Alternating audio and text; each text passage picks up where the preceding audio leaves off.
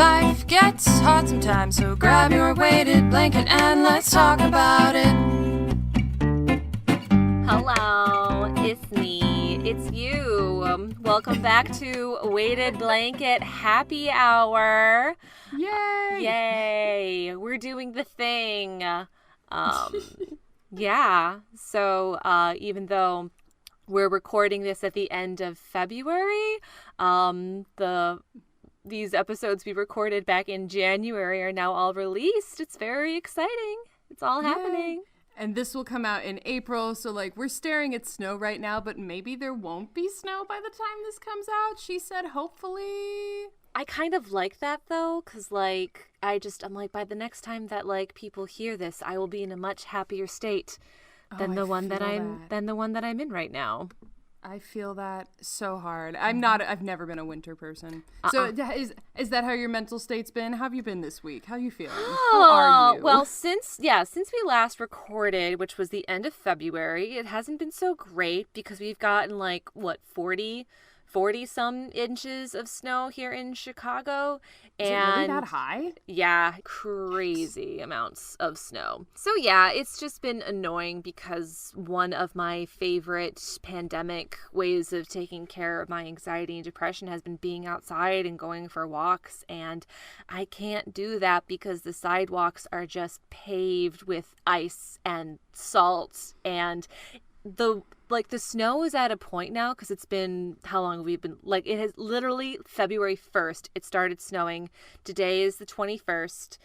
And hi, Grayson. My cat Grayson just came into my recording closet. Would you like to say hello? Beg for treats? No one's here to give you treats. And so we've had this snow for 20 days, and you're starting to see where dogs have been using it for the restroom. You know what I mean? Yeah. It's a little gross. It's a little gross. It's not great. Ironically, see, because I do get seasonal depression, but my seasonal depression is entirely based around the sun. So it gets really bad in late fall when the sun sets at, fucking stupid ass hour of 3:55 p.m. The worst. So that's when I'm really upset and angry and depressed. But ironically, I've been doing a little better. And actually, yesterday, Rose and I went on a walk to the cemetery, and we just frolicked in the snow and took a bunch of pictures. I saw those. It was so cute. I stole one for the gram. But I do concur that one of the ways that I've been able to keep my mental health in check has been, going outside and frolicking, and particularly in the summer, going out every day and biking as often as possible. My thighs were so great at the end of summer, and now them and the rest of my muscles are gone. Yep. Yeah. It's been an adjustment, and I don't like it. So I'm looking forward to all of it melting very soon. I'm very excited because we are recording today on a new mic for me, so I don't sound like you have me on speakerphone while I'm talking to you. I like how literally last weekend we sat and we did 2 hours of tests because Julia was using a microphone that was borrowed from her boyfriend, very graciously of him. Thank you, JC.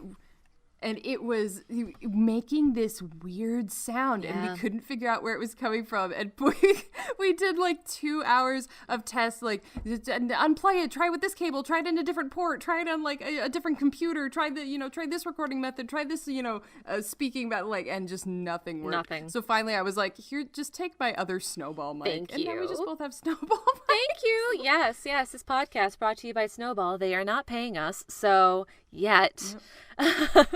Yes, please pay us, Snowball. Please pay us. And and so we've been doing a lot of social media work, which has been really fun, and I've been typing out your name a lot and realizing that I'm doing that white person thing where I'm spelling it out and making it convenient to me, and I'm I don't Juarnua. That's not how you say. Can you just say can you say your name for everybody and for me? it is entirely my own fault because I choose to spell Jackie the way that I spell it. My name is just Jackie, but I choose to spell it Jacqui. Why? Because in grade school there were like 3 other Jackies, so I had to, because I had to be special. And then Jarena is just like that. The last name is Jarena, except technically it's not. Technically the last name is Harena, but I can't walk into a room and say, "Hi, I'm Jackie Harena," because people will be like, "Oh, are you like Latinx?" And I'm like, "No, I'm the white kind of Spanish." And not only am I the white kind of Spanish from Spain, I am the Celtic kind of white kind of Spanish. I am so white that the part of me that is non-white is still white. What? I literally can't say anything because I am like 99.9% of European descent. Continue, please.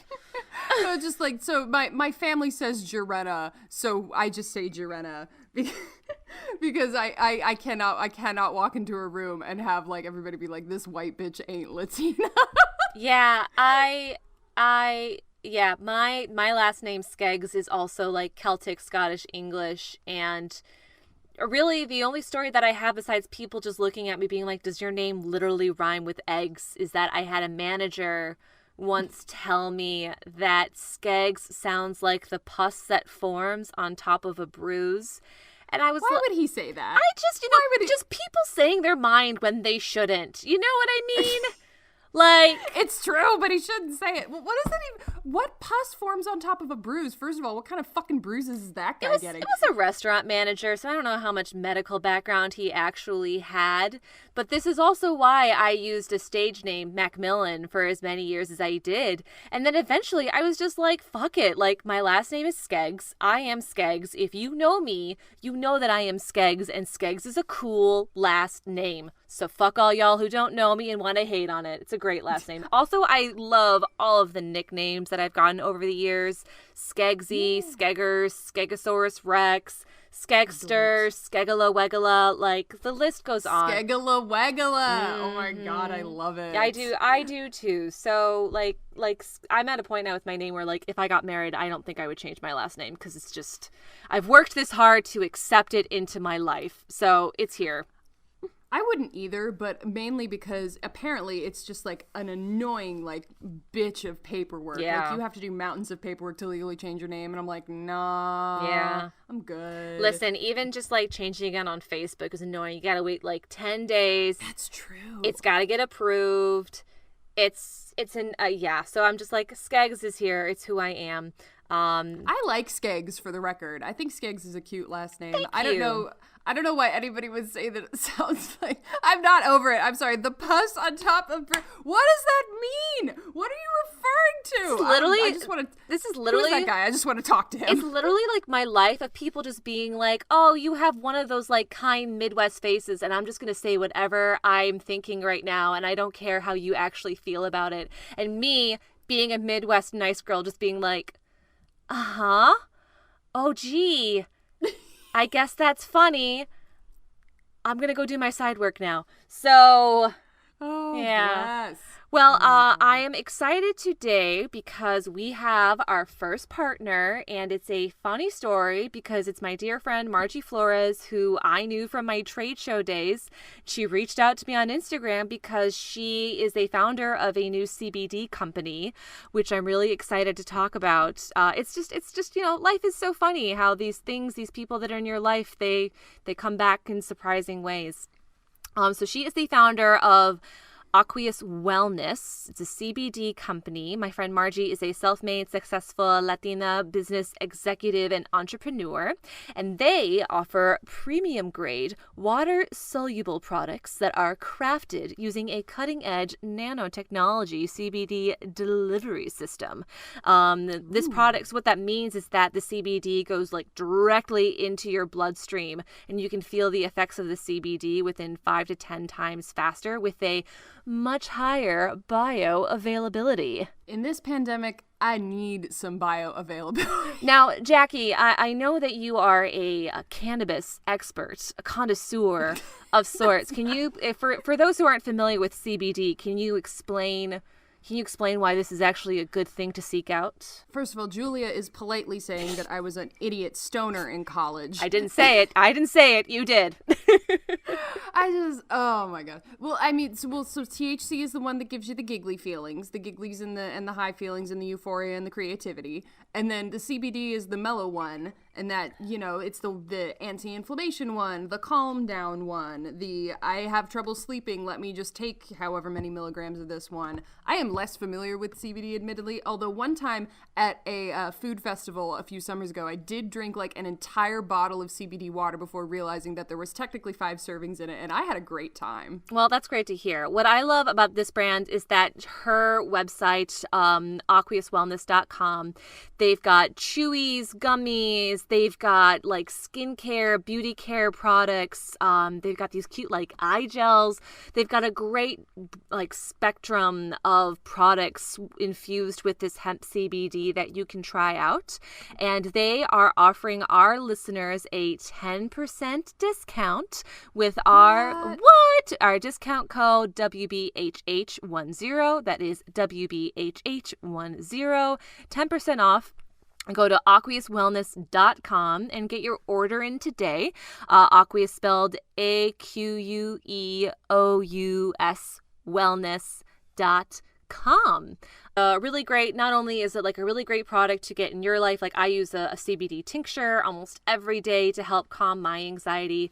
And this is a really great brand to sponsor. Again, like female founder, Latinx as well. So, and they're offering free shipping on all orders, which is so great during a pandemic, because everything. I was about to say, there's no better time for free shipping. Everything. Like I always look at those like 10% off. It's like, all right, well that's kind of paying for shipping. Nuh-uh, girl. Like this is going. You can basically take off tax at this point. So I love it. Yay. Yay, Aqueous. All right, cool. So. Along with being able to post our episodes after working on them so hard, and by I mean Jackie working so hard, our editing queen. It works out though, because like I'm just happy. You keep talking about like, oh my gosh, I'm so glad that you know how to do the editing. I'm so glad that you know how to do social media. Like, y'all, this girl knows how to work the Instagram queue. She created all the social media accounts. She's just like, I've been looking at the insights, and I'm like, what? Huh? I don't understand. How does that work? It's just like those random skills you pick up while working in corporate America and volunteering to do more work, hoping that one day someone will pay you more. Hint, hint. So we're on Twitter, we're on Instagram, we're on Facebook, Weighted Blanket Happy Hour. What? Look us up. Give us a like, give us a follow, send us a comment, send us a message about how much you love us. We just started with our Instagram, and I do love interacting with our friends who follow us. And we had posted when we were doing our introduction to me about how like what my anxiety is to me, which is a 90s CD that keeps skipping on my mom's borrowed disc player, and I wanted people to tell us ours. And my dear friend Kate said her anxiety was parking on a street in Chicago that allows you when there's over 2 inches of snow. It's like, yep. Mm-hmm. That's pretty accurate. No, parking with like the snow is literally like over a foot right now in Chicago, and then with like all the snow plowers, it's like even taller than that. I have never seen the Dibs game in Chicago as bad as it has been this winter. We walked past like a neighborhood the other day that's like a little more, off to the side, a little more enclosed, and cars were straight up buried. Gross. Like they were like engulfed in snow, and I was like, well, good luck with that. Yep. And the thing, too, is that even if you have, like, parking, like a garage or, like, parking in your alleyway, like, the alleyways are even worse because most snowplows don't even go back there. You can make a special request to the city of Chicago, but, it's a pandemic, so who knows how long that will take. So I don't envy anyone who has a car right now. I do not. I actually, when we were in that neighborhood yesterday, I saw someone trying to get their car out of the snow and just sort of like going forward and then going back and then they were stuck between another car and a giant snowdrift, and like they were just their wheels couldn't get any traction, and they were going back and forth like a foot each, and I was like, that's it. That's anxiety. Yep. Yeah. No, it's like I have my foot on the accelerator. I'm trying to back into a spot or get out of a spot, and I'm just not going anywhere. And I can hear my car working so hard to get me in or out of this spot, and nothing is happening. I mean, yeah. As you feel all 15 nearby people staring at you like this poor bastard. Everyone is staring at you. Yep. That's my anxiety right now. That's it. So good metaphor. Who was it on Instagram again? Kate Irene on Instagram. Thanks, Kate. Go Kate. Go Kate. Thank you for listening, for liking, for following. We are now available on all major streaming platforms. Jackie, would you like to list off all of the streaming platforms that we are on right now? We are. Oh my gosh. We're on a lot. We're on Spotify, good old Spotify, Radio Public, Google Podcasts, Breaker, Pocket Casts, Anchor itself, and soon to be Stitcher and Apple Podcasts. At the time of recording, the episodes haven't posted yet, but by the time that this is released, they will hopefully be, and if not, I will have sent a very stern email. Yes. You use that Jackie Harena. Jackie Harena signature. They'll be like, oh shit. But yes, we hope we like, I just want it to just be a thing where it's like everyone has a different platform that they're listening to right now, and for all of our listeners, persons of friends or family who are like, I only listen on Apple and Stitcher, and like what we have in our bios, our website link is a link tree, and it has every single platform that you can click on and follow to find us. I tried to make this as easy as possible, and even I'm just like, if I had to explain this to my boomer parents, how easy could I make this for them? That's a good protocol to operate from. You'd be surprised how hard it can be. Oh no. Yeah, hopefully by the time that we release this, Stitcher and Apple will believe that we are a real podcast. I just want them to believe in us. I believe in us. And Lord knows our friends do. I'm very glad you do. Yeah. So what are we going to talk about this week, Jackie? Well, I think it's fitting that since we are recording this on the day of our first episode's release, and this has been a project that, Julie and I have worked on for a few months now. Let's talk about anxiety and what it does to us during projects. I know for me, I have a huge problem with procrastination, but other people can respond to anxiety with hyper-focus or with stress or perfectionism. And it's kind of just a recipe for feeling bad about yourself. Hardcore. So I'll go first, but like think of an example of like the past 2 years where like your anxiety has made you procrastinate to a ridiculous degree. I'll start. I had an audition where I needed to do a Shakespeare monologue. I had some Shakespeare monologues, but none of them were like correct for the thing that I was going for. So I was like, I know, I'll learn a Merchant of Venice monologue. And like I was like, okay, cool. I have 4 days to learn it. I have 3 days to learn it. I have 2 days to learn this. Oh, no. Well, I have Monday off, and the audition's at 8 p.m. I could just memorize it on Monday. I had no backup plan. I love that. I have definitely experienced that. The first thing that came to my head, honestly, was getting out of my shitty relationship. Oh, no. Because I was with my ex for like a little over a year and a half, and we lived together in the last 2 months of it, and a lot of things weren't working. And I just would say to myself that I'm not trying harder, or that I'm not doing something, and maybe if I just give it more time, it'll work itself out. Maybe if I just say to him, like, I don't like that you smoke so much weed and drink so much beer every night. That will help. And it was I would blame the pandemic, because it was a pandemic, and I would blame me not knowing what I wanted or who I was, and I would blame him for not being able to clearly communicate to me because he was high and drunk every night. Oh, dear. The sounds, but like it really was this thing in my head where I justified being in this dead-end relationship because it was better than being alone. Ooh. And so being alone's kind of great though. Like I love it. Now listen, I love it now, but at the time, after we put in all of this money to live together, I would just say to myself, I'm gonna put off feeling these feelings for a couple of days. It's really inconvenient for me to feel like shit right now in my relationship, so I'm just going to put off thinking these things for a couple of days. That is anxiety-induced procrastination. Yeah, you wanted an example. I got it. No, I mean that's a very good example, but it just it shows that this is applicable to a lot of things. Oh my gosh. Well, I can talk, it's so funny because I can talk about it in relation to like this project that we've been working on. I'm a terrible procrastinator. So actually, when you had asked me, like, do you want to do this podcast? Do you want to do like this project? I was like, yes, I want to, because it always sounds good in theory, right? It always like, oh yeah, like that's a fun thing to do. And so I was like, yeah, sure. But in the back of my brain, already the anxiety thoughts of like, you are somehow going to fuck this up and this will never get off the ground.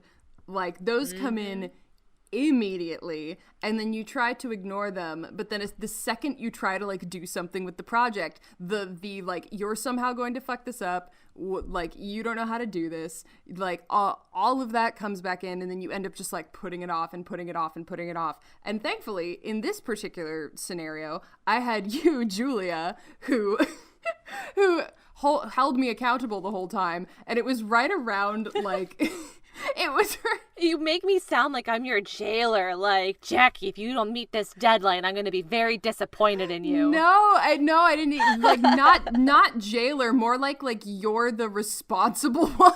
Because, that's like, funny. Yeah. Literally around, like, you were like, okay, I created an Instagram and Twitter. I was like, oh, we're actually doing this? Like, because my anxiety is so bad that it kept like coming in and being like, this will never get off the ground. So like I just assumed somehow I would have fucked it up by now. Yeah, no, that's so funny because like I saw you like working your butt off to work on the technicality of this podcast while also juggling all of the projects with our theater company to edit their shows. And I felt guilty that you were over here doing all of this work and I'm just like sitting here like eating grapes and drinking bourbon. And I thought to myself, I have to do something. I have to contribute. I have to have a project, and just had to push myself past my own like personal blocks of I'm literally just going to create, like I just have to press a button on Instagram, create a new profile and link it to the Gmail. Oh shit, we need a Gmail. Well, that's easy to create. Okay, well now we have the Gmail. Like what else can we create with this new email handle? Send us an email, by the way, WeightedBlanketHappyHour@gmail.com. Tell us how much you love us and how anxiety... Do not email us your dick pics. I will come to your house and slap you in the face. You put it out in the universe. I'm forwarding all of them to your personal email today. But yeah, so it is funny how, anxiety and depression makes you perceive a world and reality that is a prism, if you will, a prism of what is actually going on in the world.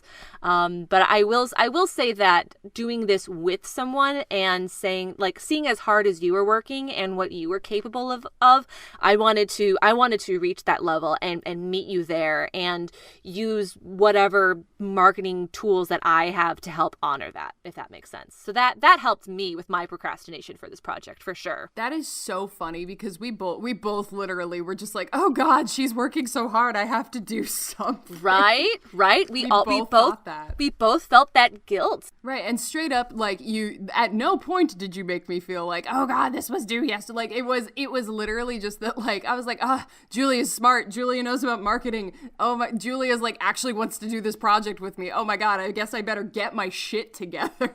Whenever someone says that Julia is smart, I always am like, can I record that? Can I record you? And now I have recorded it saying, It is known. It is known. Listen, like one of my biggest insecurities about my life, and it is not like my body and my big booty. It is my intelligence, because I had people when I was younger constantly call me a dumb blonde throughout childhood and teenage and adult years, and I'm like, I have a good GPA, like I do know things. I'm just bad at connecting my thoughts and verbalizing them to people. I think I'm smart. I don't think I'm smart. So hearing people, I'm a sad person. It's fine. we both are. That's why we're on here. But it's like, no, but well, and that sort of speaks true to another facet of like anxiety-induced procrastination. Yeah. When it comes to projects, is that like you internalize every like past failure, past perceived discretion, and you're just like, I'm just gonna fuck up again, and like my response to that is to just not work on the thing until the panic override takes over due to a deadline, and then I edit 3 episodes in one day. Did you do that? No, it was Okay, but it just like, but stuff like that happens, like and this, this applies to everything from school projects to research papers to like memorizing lines for plays. Like every time that trigger of like, no matter what you do, it will not be good enough. You will not be as good as you want to be. Like you're going to be like the worst at it of the people in the room, and it just causes me to procrastinate. I have 100% felt that for myself. There is no one that I fear disappointing more than myself.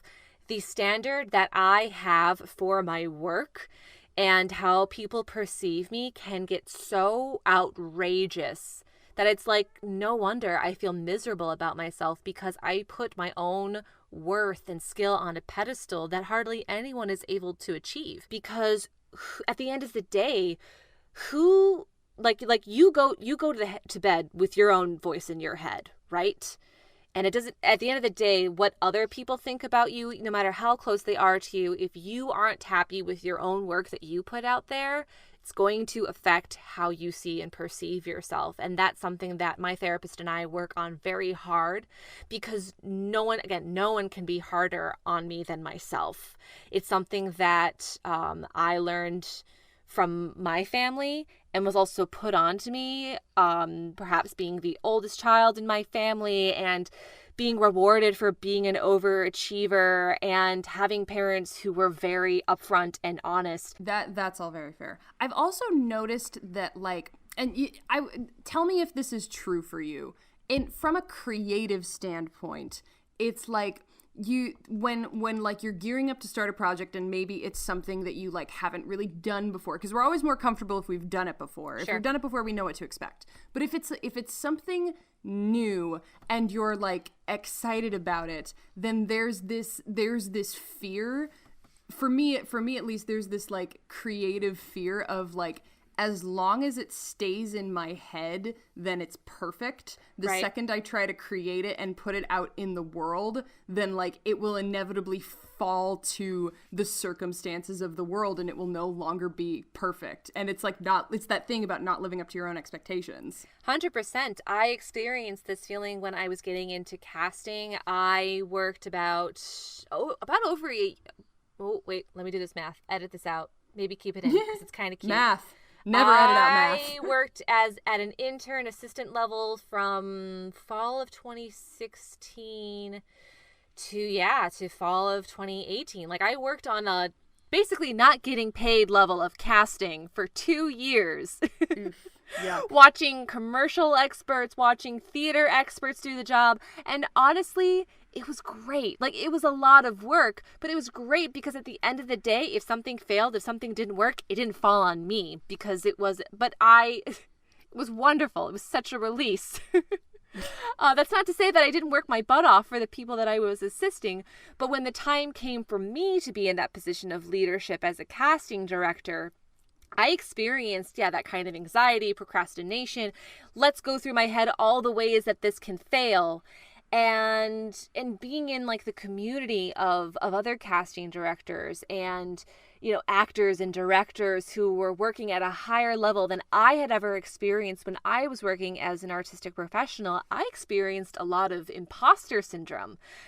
The feeling of, I don't belong here. It was an accident that I came upon this. I don't deserve to be here or be considered like the ranks of these people. And I will tell you right now, after working as a casting director for 2-3 years, I absolutely did. I worked my butt off for what I did, and I did not give myself enough credit. But those feelings were valid in the moment. Amen. Okay, imposter syndrome. You brought up imposter syndrome. Let me tell you about my daily goddamn life. Should we get like a definition of imposter syndrome? Should we like? Sure. I have Google. You do have Google. I did the last definition. To Google. You do have the Google. Use the Google on the internet machine. I think we should like create a soundbite, like some kind of like expressions explained. Should I do it like ASMR? Yes. Yes, you should. Yes, you should. I think you need to have some Siri like voice? NPR, yeah, Sirius radio, like some like delta wave sounds in the background. You are listening to mental health. do. No. Okay, but according to Wikipedia, here, let me get in close. Imposter syndrome, also known as imposter phenomenon, imposterism, fraud syndrome, or the imposter experience. Side note, the imposter experience, great name for a podcast, is a serial killer series. Oh my God, that's so true. Imposter syndrome is a psychological pattern in which an individual doubts their skills, talents, or accomplishments and has persistent internalized fear of being exposed as a fraud. Now, let me tell you about my freaking everyday life. Everything that I encounter, from my day job to projects like this, to being an actor, to being a musician, to exercising. Literally every part of my day is like there's a constant background radiation of like, you're not good enough to claim to be able to do this. So you feel like an imposter even when you're doing yoga? Yeah. I get excited about yoga for like a week at a time, twice a year. Sure. And then inevitably at some point, like while I'm trying to do like a pose, like one of the fun balancy poses, like a, extended crow or whatever the hell it's called. Like my brain is like, why are you acting like a yogi all of a sudden? And I'm like, I don't know. Oh, I know that voice. That voice is so mean. I'm so sorry you experienced that. I know who that is. I know that bitch. Yeah, no, seriously. Well, like, it's one thing. It's one thing to experience it with that feeling with something that you don't actually have a lot of experience with, such as, in my day job as an EA, like I'm constantly coming up against stuff that like I haven't done before. And what does EA stand for our dear listeners? Executive assistant. Blech. Yeah, a little bit. The people at my company are great. No, that's okay. One of my managers thinks that I am his EA, so I understand. But you're not. I just work for like general operations, and I work specifically with 2 teams, and I just have one person who just puts all of his bitch work on me. It's fine. Like, I do bitch work really quickly, but I'm just like, you treat me like an EA, and I feel like I deserve a pay raise because of that. But whatever, it's fine. It's a pandemic. If you're gonna do EA jobs, you gotta get EA pay. Hell yeah. Some EAs make bank, let me tell you. Seriously. But it's just like, I come up against stuff in that job all the time that like, I haven't done this before. I don't know how to do this. I have to ask a lot of questions. So like the imposter syndrome there, like it's real, but at least it makes sense. What is frustrating is when I get imposter syndrome about things like singing and acting. I have been taking voice lessons for 10 fucking years. Like, almost 10 years. I guess it's more like 8.5 years. But, like, I still, every time I open my mouth, am like, you don't know how to do this. You don't know how to do this. And I'm just like, I do though. I actually, like, you've done it a million times. You've been putting in the 10,000 hours towards mastery. Like, you can just try. And it's the constant, like, feeling of, no matter what you do, it will not be good enough, is very pervasive in my life. So recently, we just started Lent, And I will say this right now, like while I identify as a Protestant Christian, I would say that I am more spiritual than I am religious. You can believe whatever the fuck you want to believe around me. Like my dad is agnostic, but I grew up going to church, and I started this practice when I was pretty young. When it came to Lent, instead of giving something up, I try to take something on. I find that it's just a good practice for 40 days and 40 nights to see, can I live with doing this thing, or even can I live without this thing? The worst thing I ever gave up was alcohol. Not because I think that I'm an alcoholic, but because it is the lifestyle that I live in that made it difficult at the time. But we can save that for another episode. So this year, for Lent, I decided to take on playing guitar and singing, because I love singing. I love performing for other people. But when it comes to singing and playing guitar, I hate it. I hate it. I hate it. I hate it. I hate how I sound. I get in my head. My fingers start to get, like they stiffen, they freeze up because of the stress and the anxiety over it. And then I sound like crap. And I got a minor in music when I went to school, humble brag. So I can be so hard on myself on the quality of what I am playing. My singing voice, I'm like, cool. I sound a little raspy. I sound a little edgy. I like it. This is who I am in the moment. But God forbid that my guitar sound anything less than intermediate after I've been playing for 15 years. And if it sounds like crap, fuck it. I'm not going to play for 3 months. And then I just get worse. I hate saying that word, worse. But my skill level doesn't get better because I stop and start so much, because I am so hard on myself. And then I feel bad about it because my dad is a fantastic guitar player. He trained himself by ear, and he is a great singer. He is so charming and charismatic when he sings and plays for other people. He's so good. And in my mind, I think to myself, I will never be able to live up to that. I will never be able to be as good as him. He would be embarrassed if he heard how I sing and play. And it's not true. It's not true. He has heard me sing and play, and he's very proud of me. It's nothing on him. But in my mind, I'm like, what's the point of doing this if I'm never going to be expert level? That's so real. Okay, tell me if this was you as a kid. As a child, if I tried something once and was not immediately good at it, I put it back down and said, nope, I'm done. And just never, ever try it again. Ever. I did not learn how to ride. This is a little embarrassing. I did not learn how to ride a bike till I was 12 because I tried when I was 5 and didn't get it immediately and said, no, if I'm not good at something immediately, then I'm just not going to bother with it. Yeah. What? Hi, that's a fucked up mentality. I don't know where you got that from, Tiny Jackie. What's wrong with you? That's literally every sport that I ever was forced to play in gym. Oh, excuse me, that was a burp. Please keep that in.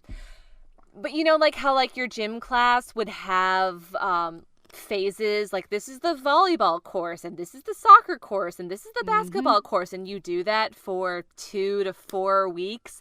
And that was not enough time for my rapidly growing pubescent body to pick up these sports. And I think the basketball one, I got hit in the head every day of the week. And finally, by Friday, they just sent me home because they were worried that I had a concussion. And in my mind, I just thought I should just never play basketball because I'm a klutz. And that has been the story that I always tell myself. And now as an adult, I work out regularly. I have, my boyfriend is a athletic trainer, and he's like, you got great form. Your muscles are actually, you can carry a lot of weight. You're actually, very capable of playing sports. Why? And I was just in my head as a kid, it was just something that I was never going to be able to excel in. So why even try? Literally tried it once, wasn't automatically great at it. Why even try? What is that mentality? I don't know. And maybe that came from the things that we did try that, we were just doing for fun that adults pointed out that we were good at. Yeah. And maybe somehow that warped into well, like, I'm good at that, so I should keep doing that. And then, like, I shouldn't do things I'm not good at. Which is, like, by the way, you should do things because you like them. 100%. 100%. I think, and this might be controversial, but having experienced a childhood where I was pulled in every possible direction and was, like, had the expectation to excel in 5 different areas, now as an adult who is challenged by anxiety, depression, OCD, I wish that I had just focused on one thing or 2 things. I don't think that that's controversial. I think that's smart. I find a lot of people, and even in interviews, people say to me, oh, so you're like a jack of all trades, but a master of none. And I'm like, I think you mean that to be a compliment, but it doesn't feel like a compliment.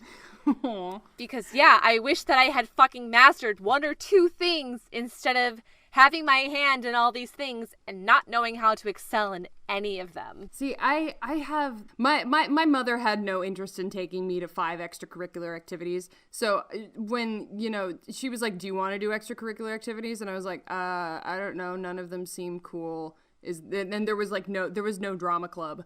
So and like that was all I wanted to do was just be in plays, but there wasn't that option. So she was like, cool. So I just never did anything, and I had a long childhood of, like, how do I phrase this? My childhood was just fully spent in my imagination because I was an only child, and I, you know, lived on a street with not very many other kids. So it's like I hung out with kids sometimes, but I spent a lot of my childhood just, like, alone chilling, and now, like, it's because I never got I never learned the skill of just, like, starting a project for me. The project was always homework, or it was always, like, you need to be in the church choir. It was always, like, an outside influence telling me that I needed to do something. Yeah. And, you know, the fear of, if I don't complete this, I will get in trouble. Yep. So now as an adult, I can't start things just to enjoy them. It always feels like there has to be some consequence. Yeah. Also known why I have to do Lent. I have to use my own fear of God or the unknown to make me do it. But I've never done that. Did I tell you, I recently, so I personally am not religious. However, I did grow up also in the Protestant church, and I recently, like, thought back, and I was like, oh, the only thing I ever liked about church growing up was that it was a performance opportunity. 100%. Yeah. I liked being in choir. I liked being in, do you know bell choir? Did you ever have bell choir? Yeah, I know bell choir. Yeah. Oh my God, I loved bell choir. Bell choir was so much fun. That's cute. But it was like, bell choir was where I learned to read music because I was a little 5-year-old. I was a little 5-year-old, and my mother was like, get her away from me. Just make her do something productive with music. All she wants to do is music. I will say this about church programs. Like, thank God that they offered these free opportunities for our parents to hand us off and give us a chance to learn a skill or be in a community and have that. Because I also had to do private choir, and that cost a pretty penny. Just ask my parents. What is private choir? Like, it's like what? Like through the school, or like you were like part of like a fancy elite team? Like, what are we talking about? Yeah. What is this? Tell me about this. Yeah. I actually just reconnected with a friend that was also in it. I was in his student film. But yeah, it was called Jubilate Children's Choir. I think they've changed to something else like North Shore. But yeah, my parents had to pay a lot of money to have me be a part of this private children's choir. But it was really cool because we got to perform for like the Joffrey Ballet for their Nutcracker. So that was a fun experience. That's cool. Yeah. Oh, were you the little sugar plums and you stood in the corner? No, we were in the pit. We were in the pit, and we got to the snowflake ball dance at the end of Act 1 when the snow falls and everybody's very impressed. Yes. Yeah, I did that once at the was it the La Jolla Playhouse? I don't freaking know, but I was they one of some San Diego production needed us to come up and do the choir. Yeah, it was so cute. Yeah, and it was a great experience. But again, my parents had to pay a lot of money for me to be able to do that. And I did end up going into theater and music, so the experience paid off. You're completely correct. I'm now grateful for all of the performance opportunities that church gave me. And I'm like, yeah, it's like on the one hand, it taught me like how to learn how to read music, and like it was my first play ever. On the other hand, I did cry for 2 hours at age 16 because because the pastor told me I was going to hell for being gay. Well, I'm not gay. I am bisexual. Jeez, wait, that was a Protestant church? Protestants are supposed to, well, like, at least the UCC, United Church of Christ, is supposed to be totally cool with the LGBTQ spectrum. You know what? It is a whole story, and I will tell it on another episode. So Sounds stay good. tuned. That sounds good. So what do you, you know, not so that we're like just complaining, not that we're complaining, but offering more than just our own experiences. So how do you support yourself when you are feeling overwhelmed and you see that you're procrastinating? How do you get over that hump? Well, to be candid, I still haven't mastered it. And one of the things I'm trying is meds, because in my case, my inability to start things is like an actual symptom of my mental health disorder, which like, by the way, like all of the ways, ever since my ADHD diagnosis, all of the ways in which I've realized that not only my deficiencies, but also the quirks of my personality are just fucking ADHD is a lot. I'm like, I can never like start things, and I always get really overwhelmed and procrastinate, even if I'm not doing anything, even if the project is something I want to do. Hello, that's like ding, ding, ding. You have executive dysfunction. So one of the things I've been trying is meds. And I think I talked about it a little in previous episodes, but just to catch you up, I tried one med, it worked at first, and then it stopped working. And then, you're gonna get mad. I like the med stopped working, and it was giving me that symptom where like my heart would beat really, really, really, really fast for literal hours. And good. I was like, I don't like this. So I called my psychiatrist's office, and I was like, hi, I'm having this symptom. I need a med change. And they were like, okay, well, your psychiatrist is booked for a month. And I was like, that doesn't seem right. And I was like, well, I'm having this problem now. Can I talk to somebody? And they were like, yeah, we'll give you an appointment with this other guy. And I hop on the phone with this other guy and explain, hi, this is my first ADHD med, yada, yada, yada, heartbeat, yada, yada, yada. It's over 100 beats per minute for literally 3 hours at a time. That's not okay. And he cuts me off and goes, well, first of all, and I'm like, no. He didn't mansplaining. I already knew that the entire call was pointless and that we would not get anything done.